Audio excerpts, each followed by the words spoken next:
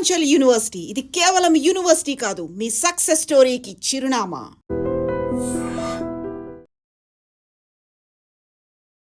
Hi నమస్తే, welcome to iDream media. నేను మీ రొద్దం శ్రీనివాస్.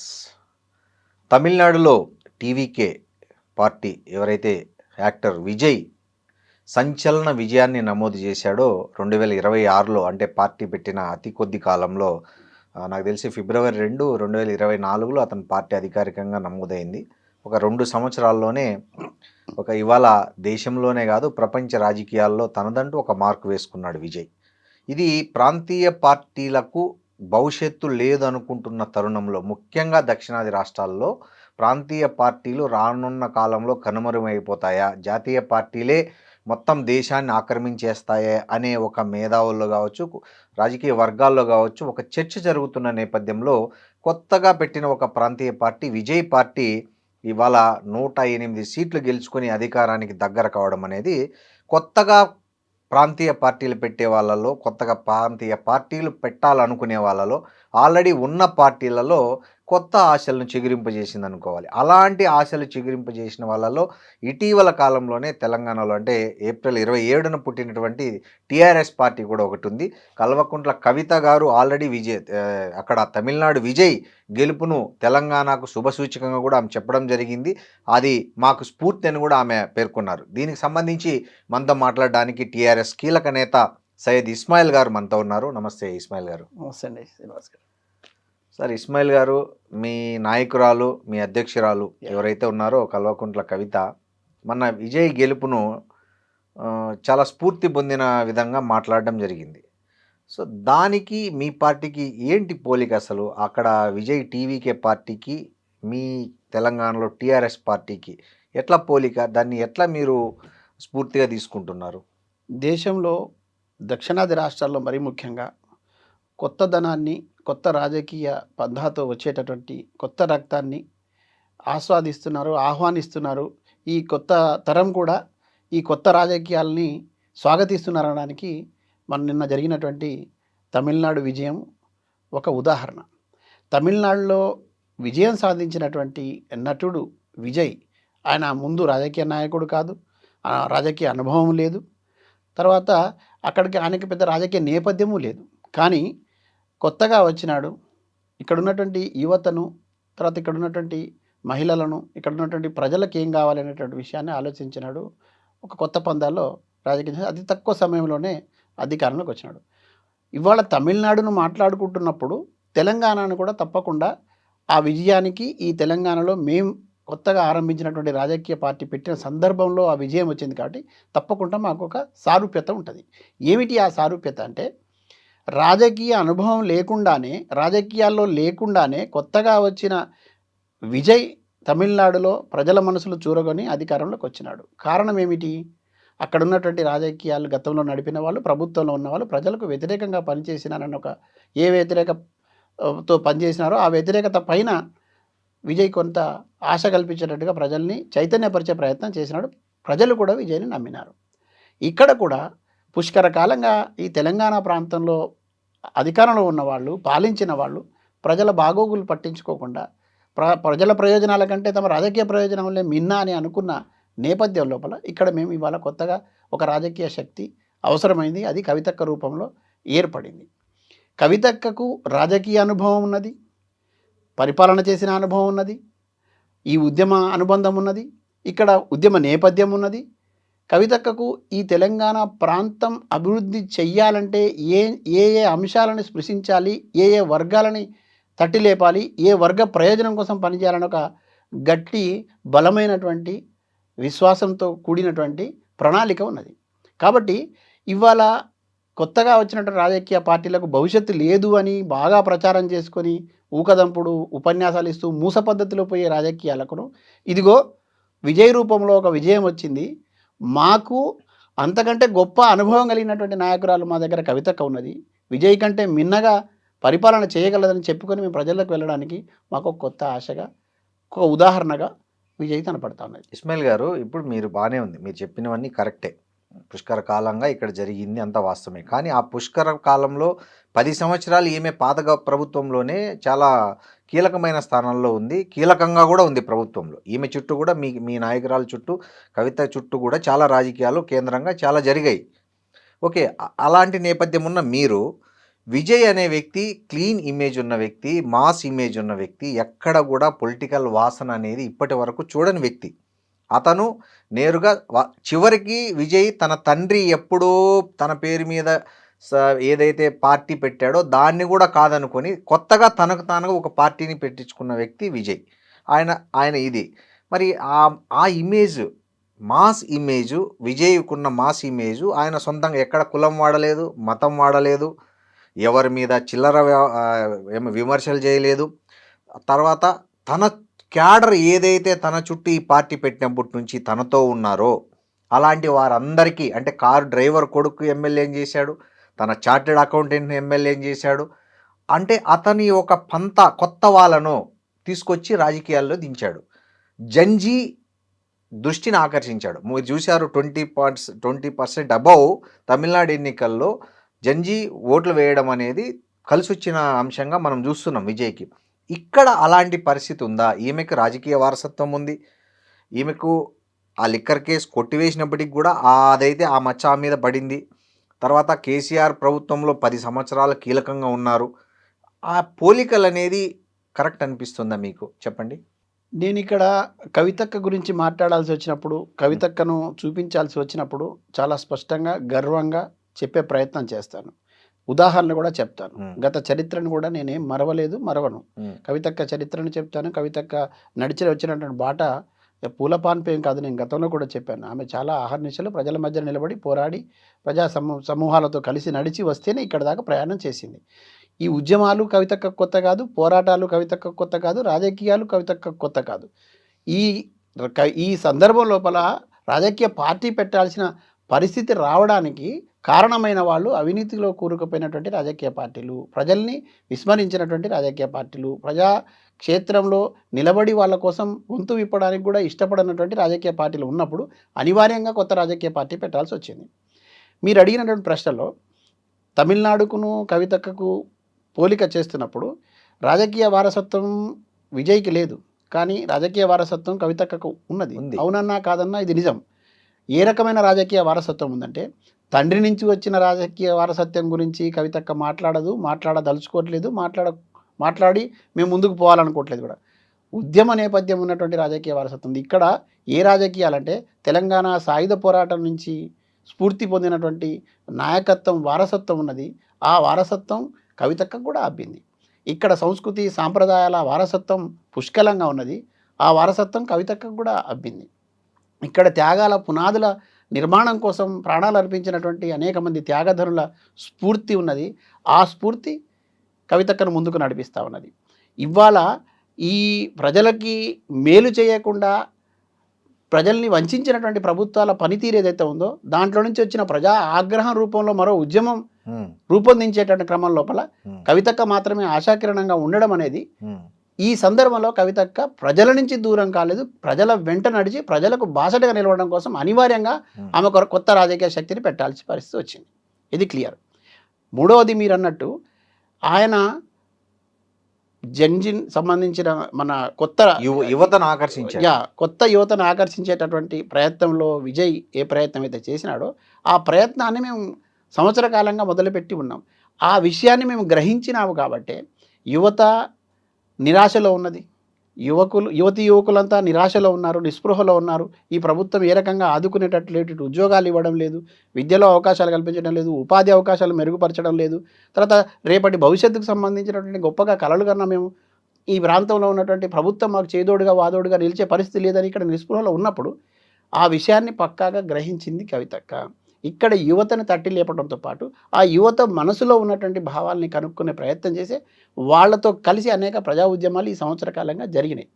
ఇక్కడ యువత పూర్తి స్థాయిలో మెజారిటీ యువత కవితక్క వెంట ఉన్నారు. ఇవాళ కొత్తగా రాజకీయాలు చేయాలనుకున్నప్పుడు మేము కూడా ఏదో రాజకీయ వారసత్వం ఉన్న వాళ్ళని కాకుండా ఖచ్చితంగా ఈ ఏదైతే యువతరం ఉన్నదో, కొత్త తరం ఉన్నదో వాళ్ళని తీసుకొచ్చి రాజకీయాల్లో నిలబెట్టాలనేది మా బలమైనటువంటి కోరిక, విశ్వాసం. ఎందుకంటే ఈ తరం ఇంకొక 4 కాలాల పాటు నిలబడగలుగుతుంది కాబట్టి వీళ్ళని నాయకులుగా తయారు చేయాలి. ఇప్పుడు ఆ పనిలో ఉన్నాం మేము. కవితక్క దగ్గర మాత్రమే ఒక రాజకీయాల సుశిక్షమైనటువంటి సైనికులను తయారు చేసే ఒక కర్మాగారం లాగా కవితక్క దగ్గర ఉన్నటువంటి ఈ ఈ ఈ సందర్భం ఇప్పుడున్నటువంటి కొత్త శక్తి దగ్గరే అవకాశం ఉన్నది. ఇస్మాయిల్ గారు మీరు చెప్పండి, మీకు నమ్మకం ఉందా? ఎందుకంటే చాలా పార్టీలను మీరు చూశారు, జర్నలిస్ట్ కూడా చాలా సీనియర్ కాబట్టి మీరు రాజకీయాలను చాలా దగ్గరగా చూసిన వ్యక్తి. చాలా సందర్భాల్లో ఏం జరుగుతుందంటే కొత్తగా పెట్టే పార్టీలు ఏమవుతుందంటే ఆ పార్టీలో ఈ పార్టీలో టికెట్ రానోడు చివరికి ఆ వర్గపోరులో ఆ వర్గానికి వచ్చినప్పుడు ఈ వర్గమోడు, ఈ వర్గానికి వచ్చి ఆ వర్గమోడో లాస్ట్ మినిట్లో హడావిడిగా వచ్చి కొత్త పార్టీల్లో చేరి బీఫామ్లు తీసుకెళ్తుంటారు. ఇది మనం చూస్తున్న రాజకీయం. దానికి ప్రత్యామ్నాయంగా టీఆర్ఎస్ అంటే మీ పార్టీ ఉండబోతోందా?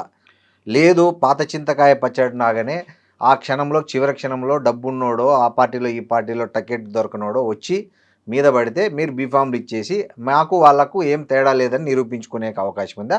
లేదా ప్యూర్లీ విజయ్ చేసినట్లు కేవలం కొత్త వారిని, తనను నమ్ముకున్న వారిని, తన పార్టీ ఎదుగుదలలో తనతో కలిసి ప్రయాణించిన వాళ్ళను మాత్రమే మీరు పరిగణలోకి తీసుకోబోతున్నారా?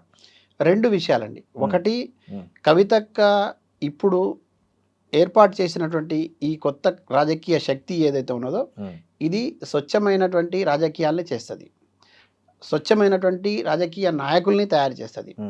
ముఖ్యంగా యువకుల్లో బలమైనటువంటి ఆకాంక్ష కలిగి ఉన్నటువంటి ప్రజాసేవ చేయాలనే సంకల్పం ఉన్న వాళ్ళని తప్పకుండా ప్రోత్సహిస్తుంది. తర్వాత మహిళల్లో కూడా వాళ్ళు శక్తి సామర్థ్యాలు ఉన్నప్పటికీ కూడా వివక్షకు గురవుతున్నటువంటి మహిళా నాయకురాలు ఎవరైతే ఉన్నారో వాళ్ళందరికీ సముచిత స్థానం ఇస్తుంది. ఇది మీరు చూస్తారు, తప్పకుండా జరిగి తీరుతుంది. నేననేది వాషింగ్ పౌడర్ మోడీ లాగా వాషింగ్ పౌడర్ కవిత అయితే కాదు కదా, చివరి క్షణంలో ఎట్టి పరిస్థితులు కాదు. కొత్త పందాలు వెళ్తాం, కొత్త అక్కడ ఇక్కడ రాని వాళ్ళు చరిత్రనే సృష్టిస్తాం. అక్కడ ఇక్కడ టికెట్ రాని వాళ్ళకి వస్తే లాస్ట్ మినిట్ లో వాళ్ళకి బీఫామ్ ఇచ్చేసి ఇక్కడ నమ్ముకున్న వాళ్ళను చివరి వరకు పనిచేసిన వాళ్ళను ఆమెతో ఇన్ని రోజులు కలిసి నడిచిన వాళ్ళను. మీ ప్రశ్న అర్థమైంది నాకు. అవును, బలమైన విశ్వాసంతో నేనున్నా, బలమైన విశ్వాసంతో మా సమూహం ఉన్నది, బలమైన విశ్వాసంతో కవితక్క వెంటే నడిచేటటువంటి ప్రతి కార్యకర్త కూడా ఉన్నాడు. ఎవరికి ఎటువంటి అపోహలు అనుమానాలు అక్కర్లేదు. కవితక్క నేతృత్వంలో స్వచ్ఛమైన రాజకీయాలు చేయాలని బలంగా అనుకున్నాం కాబట్టి, నిజాయితీగా ముందుకు సాగాలనుకుంటున్నాం కాబట్టి, ఒక నిబద్ధత కలిగినటువంటి సైనికులను తయారు చేసుకోవాలనుకుంటున్నాం కాబట్టి, ఏ వర్గం అయితే నష్టపోయి ఉన్నదో ఇప్పటివరకు రాజకీయాలకు దూరంగా, అభివృద్ధికి దూరంగా, సౌకర్యాలకు దూరంగా ఏ వర్గం అయితే ఉందో ఆ వర్గ ప్రయోజనాలు పరమావధిగా ముందుకు పోవడం అయితే తప్పకుండా సాగుతుంది. ఈ క్రమం లోపల నేను బలంగా విశ్వసిస్తూ ఉన్నా, నాలాంటి వాళ్ళమందరం కూడా ఇప్పుడు మీరే సంబోధిస్తూ ఉన్నారు కీలకమైన నేతలు, నాలాంటి వాళ్ళు కవితక్కతో నిలబడి ఉన్నటువంటి వాళ్ళు కవితకు అవకాశం ఇస్తేనే కదా నిలబడి మాట్లాడగలుగుతా ఉన్నాం, పని చేయగలుగుతా ఉన్నాం. రేపు తప్పకుండా అవకాశాలు వస్తాయి. లేదా లాస్ట్ మినిట్ లో ఆ పార్టీలు ఈ పార్టీలో టికెట్ లేదండి, తప్పకుండా మాలాంటి వాళ్ళకి మంచి అవకాశాలు వస్తాయి. బలమైనటువంటి విశ్వాసంతో ఉన్నాం, తప్పకుండా జరుగుతుంది. రాజకీయాలు నడుపుతున్నప్పుడు ఆ రాజకీయ పార్టీలకు కొన్ని సందర్భాల్లో కొంత ఏమంటారు కొన్ని సందర్భాల్లో అవసరాలు కూడా ఉండి ఉంటాయి. అట్లా లేకుండా ఉంటుందని నేను ఇప్పుడే చెప్పలేను. కానీ మరి ప్రజలకు దూరమైన వాళ్ళను, అవినీతి పరులను, లేదంటే అవకాశవాదుల్ని మా దగ్గర తీసుకొస్తామనేటువంటి ఆ అవకాశమే లేదు. ఒకవేళ అట్లా ఎవరైనా ఊహించినా మా దగ్గర వాళ్ళకి తలుపులు మూసి ఉన్నాయి, తెరిచి లేవు అనే విషయం నేను స్పష్టంగా చెప్పదలుచుకున్నాను. ఎందుకంటే ఇస్మాయిల్ గారు, మనం తెలంగాణ చరిత్ర ఏర్పడ్డాకే చూస్తున్నాము. ఇప్పుడు ఉన్న ప్రభుత్వంలో ఒక మంత్రి, గత బీఆర్ఎస్ ప్రభుత్వంలో కూడా అతను కాంట్రాక్టర్, అతను అన్ని కాంట్రాక్టులు చేశాడు, అన్ని చేశాడు. అప్పుడు కాంగ్రెస్ ఇప్పుడున్న ముఖ్యమంత్రి ఆయన్ను మైక్ మీద విమర్శించాడు. అవును, ఇప్పుడు అదే ముఖ్యమంత్రి ఆయనకు ఒక కీలకమైన శాఖ ఇచ్చాడు. ఇప్పుడు వీళ్ళ పార్టీలో నుంచి వెళ్ళిన వాళ్ళని వాళ్ళు బీఆర్ఎస్ వాళ్ళే ఆయన విమర్శిస్తున్నారు. ఈ అవకాశవాద రాజకీయాన్ని అందరూ చూస్తున్నారు.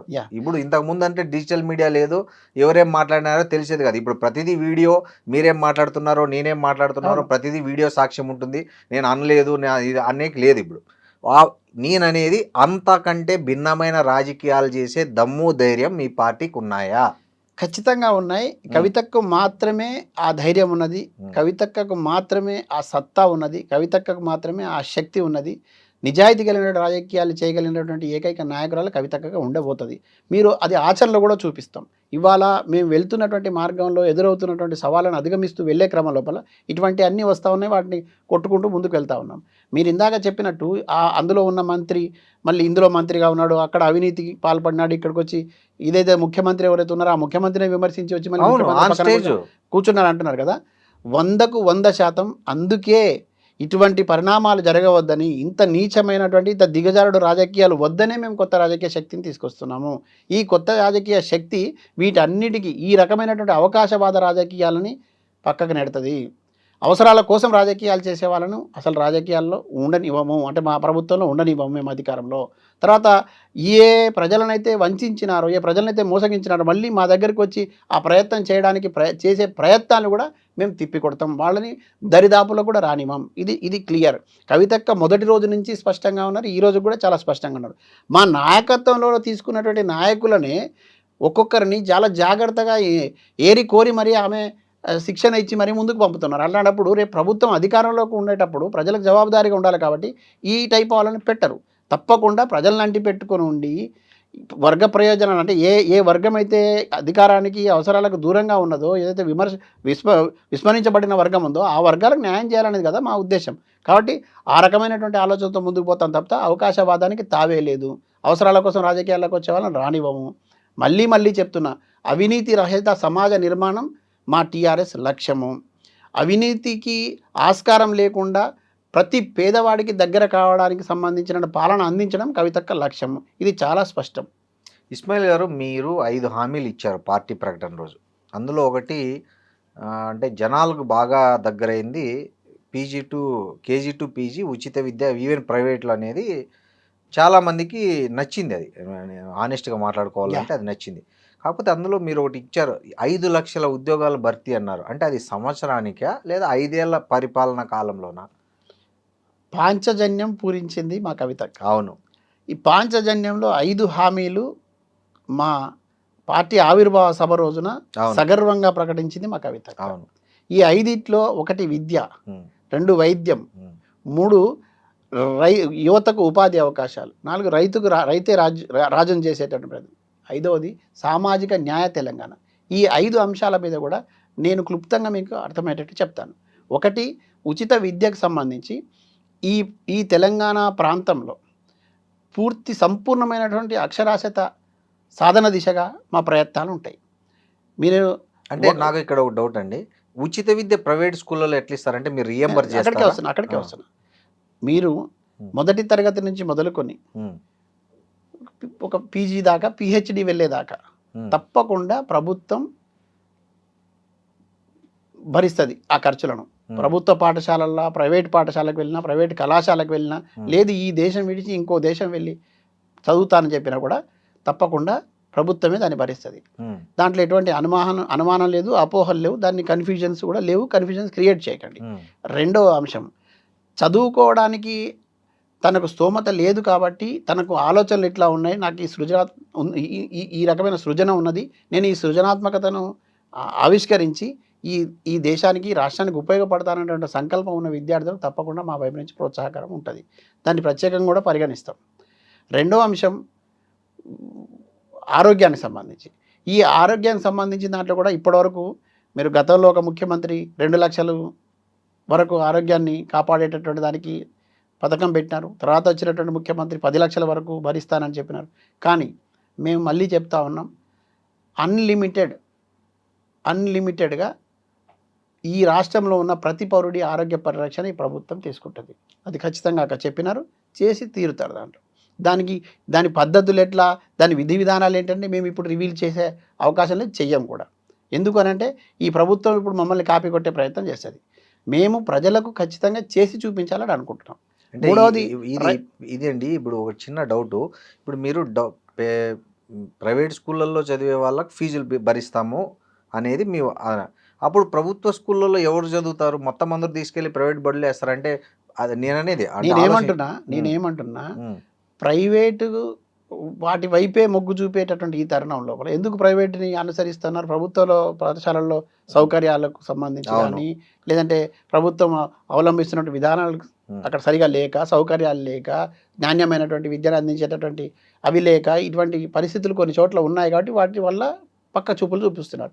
మేము ప్రభుత్వం వైపు నుంచి తప్పకుండా ఉన్న వనరులను వాడుకుంటాం, వసతులను వాడుకుంటాం, నాణ్యమైన విద్య అందించడానికి ప్రయత్నాలు చేస్తాం. అయినా పేద మధ్యతరగతికి సంబంధించినటువంటి ప్రజల కోసం, విద్యార్థుల కోసం తప్పకుండా ప్రైవేట్ వైపు మొగ్గు చూపినా కూడా ఆ ప్రైవేటు సంస్థలలో కూడా మా అజమాయిషి ఉంటుంది. తప్పకుండా మేము ఆ సంస్థల ద్వారా విద్యను అందించడానికి ప్రయత్నం చేస్తాం. దానికి సంబంధించినటువంటి ఖర్చులు తప్పకుండా భరిస్తాం. దాంట్లో ఏం అనుమానం లేదు. ఇది సార్ 5 లక్షల ఉద్యోగాలు అనేది మీ మొత్తం అంటే పరిపాలన కాలంలో మొత్తం భర్తీ చేసేవా, లేదా ఏడాదికి 5 లక్షల ఉద్యోగాలు భర్తీ చేస్తామనేది మీ మొదటగా మేము అనుకున్న లక్ష్యం ఏమిటంటే, మేము వచ్చిన మొదటి ఏడాదిలోనే 4 లక్షల ఉద్యోగాలను చాలా క్లియర్గా చెప్పినాము. సార్ ఎంత బడ్జెట్ దాంట్లో చెప్తాను, మీకు అక్కడికి వస్తాను. దాంట్లో 2 లక్షల వరకు మనం ఉదాహరణకు అనుకుంటే టీచింగ్ స్టాఫ్తోనే 2 లక్షల పైగా ఉద్యోగాలు ఇవ్వచ్చు. అంటే విద్యకు సంబంధించిన అవకాశాలను ఇవ్వచ్చు. మరో 2 లక్షల ఉద్యోగాలు మిగతా అనేటువంటి. మా ప్రథమ ప్రాధాన్యం ఏమిటంటే, ఇక్కడ ఉద్యమించినటువంటి ఉద్యమకారులు ఎవరైతే ఉన్నారో, ఈ ఉద్యమంలో నిలబడి ప్రాణాలు అర్పించినటువంటి కుటుంబాలకు సంబంధించిన వాళ్ళు ఎవరైతే ఉన్నారో, తర్వాత తెలంగాణ వస్తే మాకు తప్పకుండా ఉపాధి అవకాశాలు వస్తాయని కలలుగన్న వాళ్ళు ఎవరు ఉన్నారో, వాళ్ళందరినీ ఈ ప్రభుత్వాలు విస్మరించినాయి. కాబట్టి ఆ కుటుంబాలు, ఆ వర్గాలకు ప్రథమ ప్రాధాన్యంగా వచ్చిన మొదటి సంవత్సరంలోనే 4 లక్షల ఉద్యోగాలు తప్పకుండా భర్తీ చేస్తాం. దానికి సంబంధించిన బడ్జెట్ను ప్రత్యేకంగా కేటాయింపులు చేసుకుంటాం. దాని మీద మేము కసరత్తు చేస్తూ ఉన్నాం. మేము ఇప్పటికే ఆ పనిలో ఉన్నాం. తప్పకుండా రేపు అధికారంలోకి వచ్చిన తర్వాత ఏం చేయాలనే పని ఇప్పుడే మొదలుపెట్టాం. అన్ని వర్గాల నుంచి మేము ఇన్పుట్స్ తీసుకొని దాన్ని ముందుకు తీసుకుపోతా ఉన్నాం. ఎటువంటి అపోహలకు, అనుమానాలకు తావులేదు. అద్భుతంగా చేసి చూపిస్తాం మేము.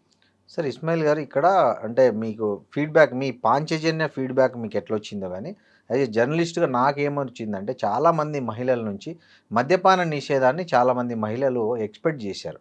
ఎందుకన్నారంటే, కొంతమంది మహిళలు చెప్పడం అంటే, ఈమె విక్టిమ్ కూడా లిక్కర్ స్కామ్లో, సో ఇంకా ఎక్కువ ఎక్స్పెక్ట్ చేశారు. అంటే ఒక మద్యం స్కామ్ చేసిందనే దాంట్లోనే ఈమె ఎంత ఇబ్బంది పడ్డారో ఈమె అనుభవించారు కదా. సో అలాంటిది ఇక్కడ మహిళలు ముఖ్యంగా చాలా ఇబ్బంది పడుతున్నారు. కాబట్టి మద్యపానం మీద నిషేధం కాకపోయినా కూడా దానికి ఒక పరిమితో లేకపోతే ఏదో ఒకటి చేస్తారనే ఎక్స్పెక్టేషన్ ముఖ్యంగా మహిళా లోకం నుంచి ఉండింది. దాన్ని మీరు మహిళలకు ఏ విధంగా ఫుల్ఫిల్ చేయబోతున్నారు? అట్లాంటి ఆలోచన ఏమన్నా వచ్చిందా మీకు? ఇక్కడ ఇందాక మనం 3 అంశాలు చెప్పుకున్నాం. రైతే రాజుకు సంబంధించి వచ్చినప్పుడు, రైతుకు సంబంధించి ఏ చిన్న అవసరం వచ్చినా అటు ప్రభుత్వ కార్యాలయానికి వెళ్ళినా, లేదంటే వ్యవసాయ శాఖ పరిధిలో సలహా సూచనలకు వెళ్ళినా, లేదు సీజనల్గా వాళ్ళకి కావాల్సినటువంటి ఎరువుల దగ్గర నుంచి, విత్తనాల దగ్గర నుంచి ఇబ్బంది వచ్చినా, నేరుగా రైతు వెళ్తే ఆ పని రైతు జరగాలి. ఇంకొక పైరవీ లేకుండా ఉండేటటువంటి ప్రయత్నం. అవసరమైతే ఆయన కుర్చీ వేసి కూర్చోబెట్టడానికి ఒక డిపార్ట్మెంట్, ఒక శాఖనే పెట్టేసి అక్కడ వాళ్ళకి గౌరవించేటటువంటి ప్రయత్నం చేయాలనేది మా సంకల్పం. అది చాలా క్లియర్గా చెప్పినాం. 4వది మన సామాజిక న్యాయానికి సంబంధించిన, సామాజిక న్యాయ తెలంగాణకు సంబంధించిన అంశంలో కూడా చాలామంది ఏమనుకుంటారంటే, సామాజిక న్యాయ తెలంగాణ అనగానే అన్ని కులాలకు సంబంధించి తీసుకొచ్చి అన్ని కులాల చుట్టే తిప్పుతారనేటువంటి ప్రయత్నం చేస్తూ ఉన్నారు. మేము అన్ని కులాలు, వర్గాలు, ఏ వర్గం అయితే ఇప్పటికీ అధికారాన్ని నోచుకోలేదో, అభివృద్ధిని నోచుకోలేదో, తర్వాత కనీసం గౌరవించబడలేదో, తీవ్రమైనటువంటి వివక్షకు గురై ఉన్నదో, విస్మరించబడి ఉన్నదో, ఆ వర్గాలన్నిటిని కూడా రాజకీయ ప్రాధాన్యం ఇస్తాం. విద్యా ఉద్యోగ అవకాశాలు కల్పిస్తాం. పూర్తి స్థాయిలో న్యాయం అందకుండా కూడా చాలా వర్గాలు ఇప్పటికీ కోర్టుల చుట్టూ వాళ్ళు చనిపోయిన దాకా కూడా వాళ్ళకి తీర్పులు న్యాయంగా అందడం లేదు. మొత్తంగా సామాజిక న్యాయ తెలంగాణ సాధించేటటువంటి ప్రక్రియలో భాగంగా సామాజిక న్యాయ తెలంగాణ రూపకల్పన చేసి వాళ్లకు అన్ని వర్గాలను సంతృప్తిపరచడమే ప్రథమ ప్రాధాన్య లక్ష్యంగా మేము పనిచేస్తాం. ఈ పాంచజన్యకు పాటు మీరు ఎలక్షన్ మేనిఫెస్టోలో మిగతా అన్ని చాలా ఉంటాయంటారు? తప్పకుండా ఉంటాయి. ఇది ఎలక్షన్ మేనిఫెస్టో కాదు. ఇప్పుడు మా పార్టీకి మేము రూపొందించుకున్నట్టు ఒక రాజ్యాంగం ఇది.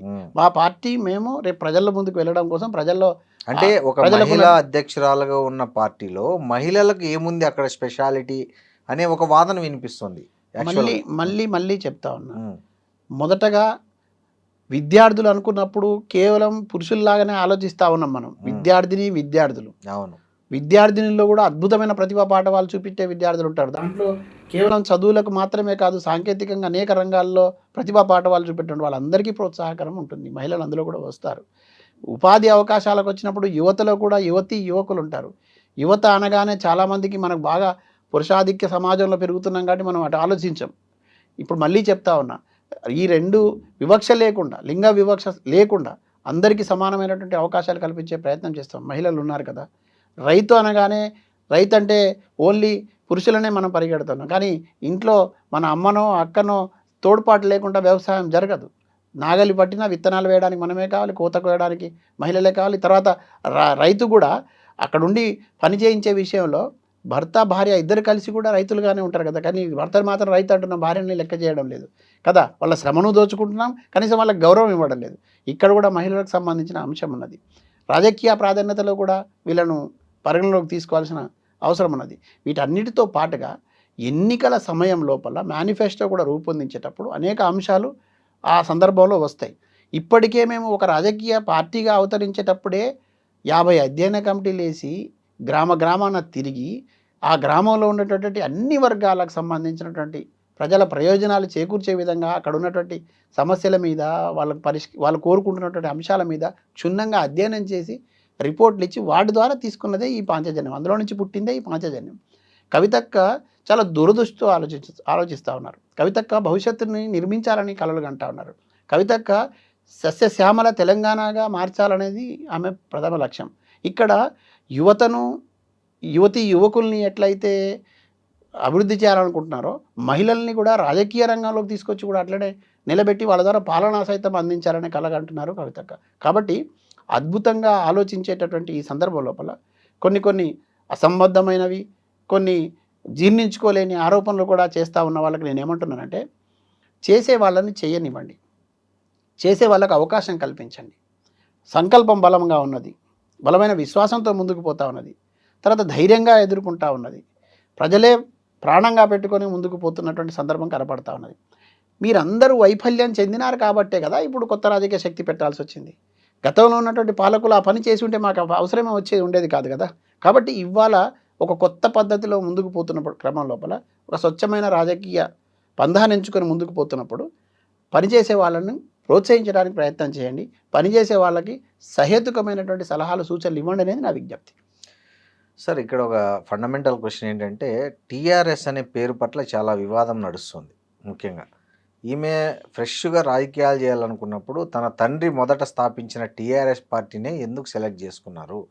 టీఆర్ఎస్ అనేది ఇప్పటికీ చాలామందికి కేసీఆర్ పెట్టిన పార్టీ అనే చాలా గ్రామాల్లో ఉంది.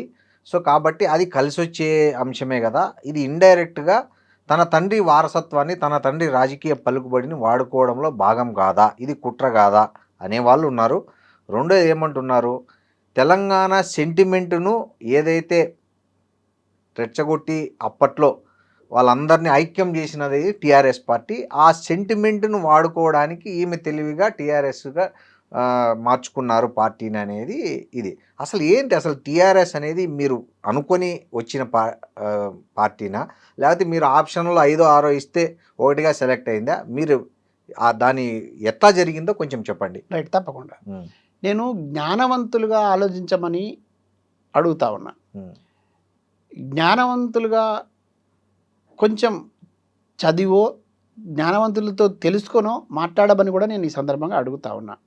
చాలా వరకు మేము క్లియర్గా విప్పి చెప్పే ప్రయత్నం కూడా చేసినాం. అయినా దాంట్లో రంధ్రాన్వేషణ జరుగుతూ ఉన్నది. నేను చాలా క్లియర్గా చెప్తా ఉన్నా, మీరు నేను జర్నలిస్ట్గా పనిచేసిన వాళ్ళం, చదువుకున్న ప్రతి ఒక్కరికి తెలుసు ఒక రాజకీయ పార్టీ పెట్టాలనుకున్నప్పుడు దాని విధి ఎట్లా ఉంటుంది. ఎన్నికల కమిషన్కి మనం లేఖ రాసినప్పుడు కానీ దరఖాస్తు చేసుకున్నప్పుడు ఆ దరఖాస్తులు ఏ అంశాలు పొందుపరచాలి, వాళ్ళకి ఆప్షన్స్ కూడా ఇవ్వాలనే విషయం ఉంది. ఆ అవగాహన లేకుండా మేమైతే రాజకీయ పార్టీ పెట్టాలని అనుకోం కదా. మేము 5 ఆప్షన్స్ పెట్టుకున్నాం.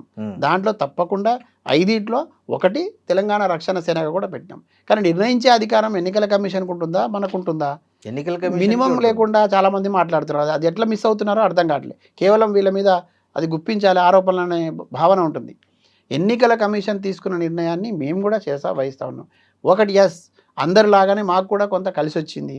రెండోది, ఈ పేగుబంధంతో తెలంగాణ పేగుబంధంతో ముడిపడి ఉన్న వాళ్ళం కాబట్టి, ఆ తెలంగాణ ఉద్యమంలో నిలబడ్డ వాళ్ళం కాబట్టి, ఆ తెలంగాణ అనే పదం, ఆ తెలంగాణ రక్షణ సేన అనేటటువంటి పదాలు మాకు కలిసి వచ్చినాయి. తప్పకుండా కవితక్క కూడా అది నాకు రాసిపెట్టి ఉందో అని కూడా ఒక మాట చెప్పినారు. ఏమో కవితక్కకు రాసిపెట్టి ఉండడం వల్లనే ఎన్నికల కమిషన్ ఆ రకమైన నిర్ణయం తీసుకుందో మాకు తెలియదు. మేము 5 పేర్లు ఇవ్వడం జరిగింది. దాంట్లో అదొకటి. మూడో పేరుగా ఉన్న తెలంగాణ రక్షణ సేన మాకు ఎన్నికల కమిషన్ కేటాయించింది. దీన్ని కూడా మేమేదో వారసత్వంగా తీసుకున్నట్టు, లేదంటే మేమేదో దాని సెంటిమెంట్ రగిలించడం కోసం, మేము అసలు సెంటిమెంట్ను బతికిస్తూ ఉన్నది మేము. ఆ సెంటిమెంట్ని కాపాడుకోవాలనుకుంటున్నది మేము. తెలంగాణను సెంటిమెంట్ ద్వారా రాజకీయాలు చేస్తామనుకున్న వాళ్ళు భూస్థాపితమైనారు. ఆ తెలంగాణ సెంటిమెంట్ను పట్టుకొని ఆ తెలంగాణ ఆత్మగౌరవాన్ని నిలబెట్టాలనుకుంటున్న వాళ్ళం ఇవాళ మేము నిజమైన వారసులుగా ఉన్నాం. నేను మళ్ళీ చెప్తా ఉన్నా, అవకాశం దొరికింది కాబట్టి టీఆర్ఎస్ అనేది 3 పదాలు ఏదైతే ఉన్నాయో, తెలంగాణ రక్షణ సేన తప్పకుండా ఈ తెలంగాణకు రక్షణగా నిలబడేటటువంటి సేనగా ఉంటుంది. ఈ తెలంగాణను కంటికి రెప్పలా కాపాడుకుంటుంది. తెలంగాణ ప్రజలు కూడా మమ్మల్ని ఒక రక్షణ కవచంలాగా నిలబడి రేపు అధికారంలోకి మమ్మల్ని పంపించడానికి కూడా ఈ తెలంగాణ ప్రజలే ముందుండి నడిపిస్తారు. ఈ తెలంగాణలో ఎవరైతే నమ్మించి మోసం చేసినారో వాళ్ళను బొందపెట్టడం ఖాయం. ఈ తెలంగాణ సంక్షేమం కోసం, ఈ తెలంగాణ సమృద్ధిగా అభివృద్ధి జరగడం కోసం, ఒక సర్వోదయ తెలంగాణ రూపకల్పన కోసం కవితక్క చేస్తున్నటువంటి కృషి ఏదైతే ఉందో దాని ఫలితంగా తప్పకుండా అధికారం కూడా టీఆర్ఎస్కి వస్తుంది. తెలంగాణ రక్షణ సేన ఈ రాష్ట్రంలో అధికారానికి రావడం ఖాయం. కవితక్క ముఖ్యమంత్రి కావడం ఖాయం. కవితక్క నేతృత్వంలో మేము చెప్పినటువంటి పాంచజన్యం అమలు చేయడంతో పాటు అప్పటి వరకు ఇంకా ప్రజలు కోరుకునేటటువంటి సమస్యలను కూడా తీసుకొని వాటి పరిష్కారాన్ని కూడా మేము తప్పకుండా కృషి చేస్తాం. ఇస్మాయిల్ గారు, అక్కడ విజయ్కి ఒక బృందం పనిచేసింది ఎన్నికల్లో. అది ఒక ప్రశాంత్ కిషోర్ టీంలో గతంలో పనిచేసి బయటకు వచ్చిన ఒక వ్యక్తి ఆయనకు ఎన్నికల వ్యూహకర్తగా పనిచేశారు. ఆయన కొన్ని స్ట్రాటజీస్ కూడా వర్కౌట్ అయ్యాయి అని చెబుతున్నారు. మనకు అది వాస్తవంగా తెలియదు. సో అట్లా మీ పార్టీకి ఎవరైనా ఎలక్షన్ స్ట్రాటజిస్ట్ ఉన్నారా? ఎలక్షన్ స్ట్రాటజిస్టు మీకు ఏవైనా సలహాలు సూచనలు ఇస్తున్నారా, లేదా మీరు ప్రజల ఎజెండాగా వెళ్తున్నారా? ఒక కొత్త ట్రెండ్ మనకి ఇప్పుడు కనపడతా ఉన్నది. తమిళనాడు ఎన్నికల నేపథ్యం కానివ్వండి, మిగతా 5 రాష్ట్రాల్లో జరిగినప్పటికీ తమిళనాడు ఒక ప్రత్యేకమైన పరిస్థితి కనబడుతుంది. ఇప్పుడు ఒక కొత్త ట్రెండ్ తెలంగాణలో మొదలైంది. ఆ ట్రెండ్ ఏమిటంటే, ఆ ట్రెండ్ సెట్టర్ ఎవరంటే కవితక్క. ఆ ట్రెండ్ ఏమిటి అని అంటే, ఇక్కడ ఉన్నటువంటి యువత కవితక్క వెంట నిలవాలని బలంగా ఆకాంక్షతో ఉన్నారు. ఇక్కడ ఉన్నటువంటి మహిళలు కవితక్కను ముఖ్యమంత్రి చేయాలని బలమైనటువంటి ఆకాంక్షతో ఉన్నారు.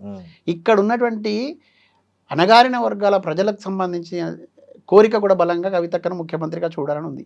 ఎందుకు అంటే, గతంలో పాలకులు అనుసరించిన విధానాలే ప్రధానమైనటువంటి కారణము. వాళ్ళు నమ్మబలికి మోసగించినారు. కవితక్క ఇంత జరిగినా కూడా తనకు తాను ఇబ్బంది పడుతూ కూడా ఒక సందర్భం లోపల ఆమె ఏమంటారు హలాహలాన్ని మింగినట్టుగా ఆమెకు వచ్చిన కష్టాన్ని కూడా దుఃఖాన్ని కూడా దాచుకొని ప్రజల కోసం నిలబడి వాళ్ళ ముందు నిలబడి పోరాడుతూ ఉన్నది. ఖచ్చితంగా కవితక్క వెంట యువత ఉన్నది, కవితక్క వెంట మహిళలు ఉన్నారు, కవితక్క వెంట అన్ని వర్గాల ప్రజలు ఉన్నారు. మరీ ముఖ్యంగా కొత్త శక్తిని ఇట్లా ఎత్తిపట్టి చూపెట్టడానికి సంబంధించిన సమూహం ఏదైతే ఉందో అది కొంచెం చైతన్యవంతంగా ఆలోచించడం మొదలుపెట్టింది.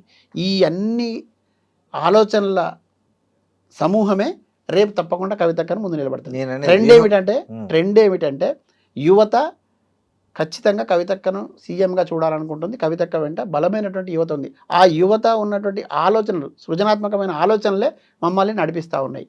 రైతు ఆలోచనలు ఉన్నాయి, కూలీ ఆలోచన. ఇస్మాయిల్ గారు, మీకు ఎవరైనా స్ట్రాటజిస్ట్ ఉన్నారా? లేదండి, మా స్ట్రాటజిస్ట్ ప్రజలే, మా దిశానిర్దేశకులు లేరు. చాలా క్లియర్గా చెప్తున్నా, కవితక్క నేతృత్వంలో ఏర్పడినటువంటి రాజకీయ పార్టీ టీఆర్ఎస్కు దిశానిర్దేశం చేసేది తెలంగాణ ప్రజా సమూహమే. మాకు ఇంకా వేరే వెనక ఉండి నడిపించే ఏ శక్తి లేదు. మాకు బలమైన శక్తి ప్రజల ఆకాంక్షలు నెరవేరబడాలని కోరుకునేటటువంటి సమూహాల శక్తే మా శక్తి. ఇస్మాయిల్ గారు, మీరేమన్నారంటే ఒక ప్రత్యామ్నాయ రాజకీయ శక్తి తెలంగాణలో టీఆర్ఎస్ అంటున్నారు. ఓకే, బాగానే ఉంది. ఇప్పుడు తెలంగాణలో ఒక మైక్రో ఫైనాన్స్ స్కామ్ జరిగింది. ఆ మైక్రో ఫైనాన్స్ స్కామ్లో బాధితులందరూ మీరు చెప్తున్న చాలా ఎవరైతే మీరు ఓన్ చేసుకుంటున్న మీ పార్టీ సిద్ధాంతం ఓన్ చేసుకుంటున్నటువంటి సామాజికంగా బాగా బలహీన వర్గాలు వీళ్ళు, ముఖ్యంగా ఎస్టీలు ఉన్నారు. సో వాళ్ళు ఒక గత 10-15 రోజుల నుంచి రోడ్లు ఎక్కి ఆక్రందనలు చేస్తున్నారు, ఆందోళనలు చేస్తున్నారు, ధర్నాలు చేస్తున్నారు. ప్రభుత్వం స్పందించట్లేదు, ప్రతిపక్షం స్పందించట్లేదు. మూడో ప్రత్యామ్నాయ శక్తి కనీసం మీరైనా స్పందిస్తున్నారా? మేము ఈ రాష్ట్రంలో ఉన్నటువంటి ప్రతిపక్షంగా భావించి అనుకుంటున్నటువంటి పార్టీ చేయలేని అన్ని పనులను మేము చేస్తూ వెళ్తున్నాం. ప్రజల వైపు నిలబడతాం. రైతు సమస్యలు తీసుకొని మేము చెప్తా రైతు సమస్యలు తీసుకొని మేము పోరాడుతూ ఉన్నాం. వ్యవసాయ కూలీల సమస్యలు తీసుకొని మేము పోరాడుతూ ఉన్నాం. విద్యార్థుల సమస్యలు తీసుకొని మేమే పోరాడుతూ ఉన్నాం. యువతకు నిరుద్యోగులకు సంబంధించిన ఇష్యూస్ తీసుకొని పోరాడుతూ ఉన్నాం. ఇవాళ పాలమూరు రంగారెడ్డికి సంబంధించినటువంటి ప్రాజెక్టు సాధన కోసం కూడా ఉద్యమం నెరవేర్చబోతా ఉన్నాం. వెలుగుమట్లలో నోరు లేని వాళ్ళకి సంబంధించిన ఏదైతే బాధితులు ఉన్నారో వాళ్ళ పక్షాన నిలబడి అది సాధించిన దాకా నిర్విరామంగా కృషి చేసి కొట్లాడింది కవితక్క వెంట ఉన్నటువంటి సమూహం. అదేవిధంగా కొమ్మెర గ్రామంలో ఒక కుల వివక్షకు సంబంధించిన ఘటన జరిగితే దానికి సంబంధించి నిలబడింది కూడా కవితక్క వెంటనే సమయం. మానవీయ కోణంలో ఆలోచించి పోరాడడంలో ముందున్నది కవితక్క సమూహం. తర్వాత ప్రజలు విస్మరించబడి ప్రజల్ని విస్మరించినటువంటి ప్రభుత్వాలకు వ్యతిరేకంగా నిలబడి పోరాడుతున్నది కవితక్క. సేమ్ టైం న్యాయం కోసం లేదంటే మోసపోయినటువంటి సందర్భం వచ్చినప్పుడు మెజారిటీ ప్రజలు ఎట్టయితే నిలబడి కొట్లాడతారో వాళ్ళ వైపు తప్పకుండా మేము ఉంటాం. ఇవాళ ఒకటో రెండో సంఘటనలకు సంబంధించి ఉదాహరణ చూపించడం కంటే మెజారిటీ ప్రజల సమస్యల పరిష్కారం ముఖ్యంగా భావించి మేము వెళ్తూ ఉన్నాం. అది ప్రథమ ప్రాధాన్యం. సందర్భం వచ్చినప్పుడు, నిజంగానే ప్రజలకు కష్టం వచ్చినప్పుడు, అక్కడ మా అవసరం ఉన్నప్పుడు తప్పకుండా మేము అక్కడ నిలబడి పోరాడతాం. దాంట్లో ఏం అనుమానం లేదు. థ్యాంక్ యూ ఇస్మాయిల్ గారు. థ్యాంక్ యూ అండి.